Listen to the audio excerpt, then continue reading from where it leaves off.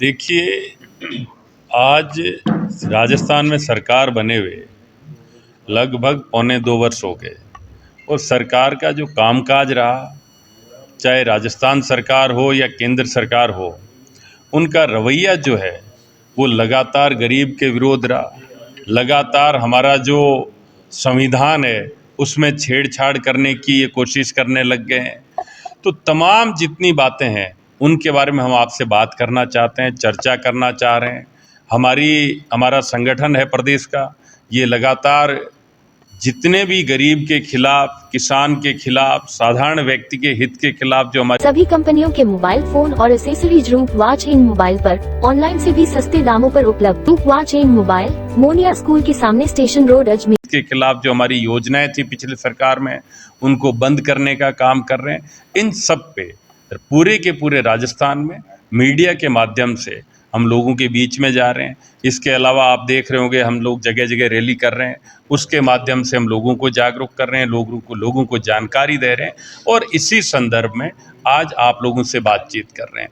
चाहे smart meter लगाने की बात हो, जिसके अंदर इन्होंने कुछ ऐसा करने की कोशिश की है कि जो व्यवस्था चल रही है उसको तोड़ के नई एक व्यवस्था स्मार्ट मीटर के नाम पे ये लेके आ रहे हैं।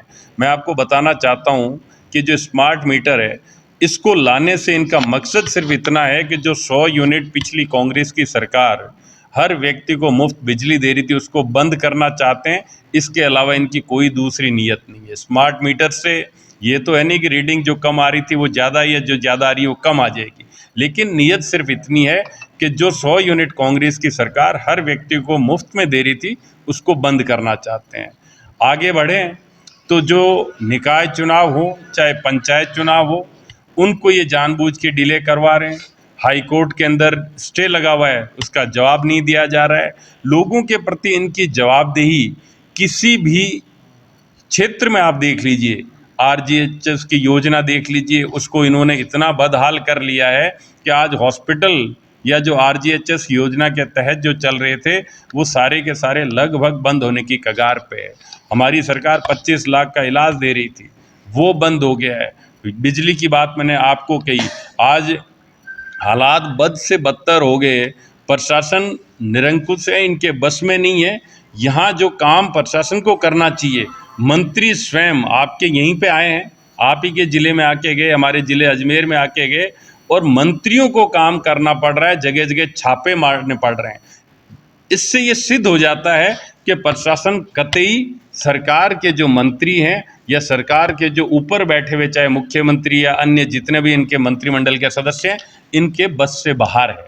और कल का ही आप एक उदाहरण देखें, हम लोग लगातार ये बोलते रहे ये सरकार किसान विरोधी है और किसानों के नुमाइंदे हैं उनके भी विरोधी हैं।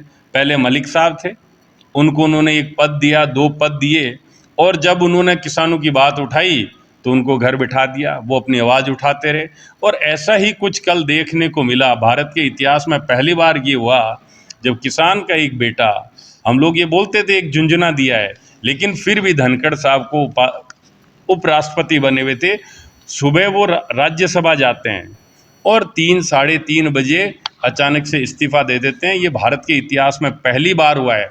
तो इसके पीछे कहीं ना कहीं, कोई बोले या ना बोले, हमें ये लगता है दबाव की राजनीति है, मुंह बंद करने की राजनीति है। अगर कोई भी व्यक्ति ये बोलता है कि दूसरा पक्ष भी है, उस पक्ष की अनसुनी करें, जो भारत के अंदर पहली दफ़े हो रहा है, उसी राजनीति का ये एक हिस्सा है।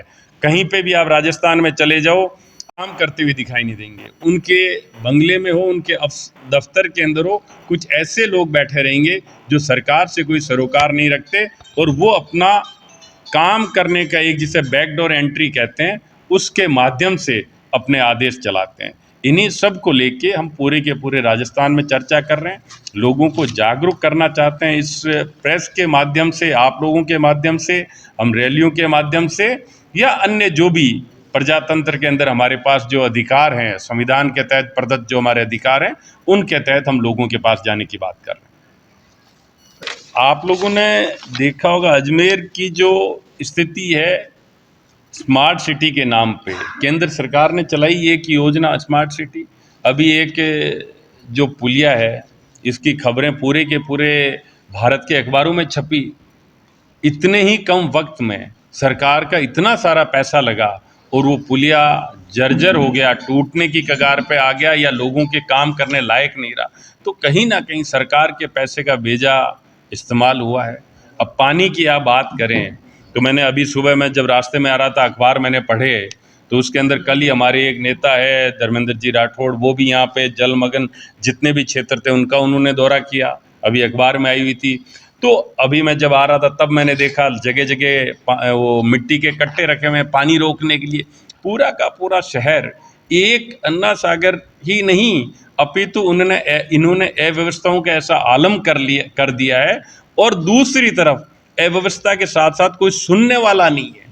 हमारे कांग्रेस के लोग बार बार ये बात रखते हैं, चाहे हमारे प्रतिनिधि हों जिन्होंने चुनाव लड़ा है, चाहे हमारे जिला अध्यक्ष जी हों, ये लगातार बात रखते हैं, लेकिन जो रवैया सरकार का है वो ऐसा नज़र आता है कि इनको लोगों से, जन समस्याओं से कहीं कोई सरोकार नहीं है।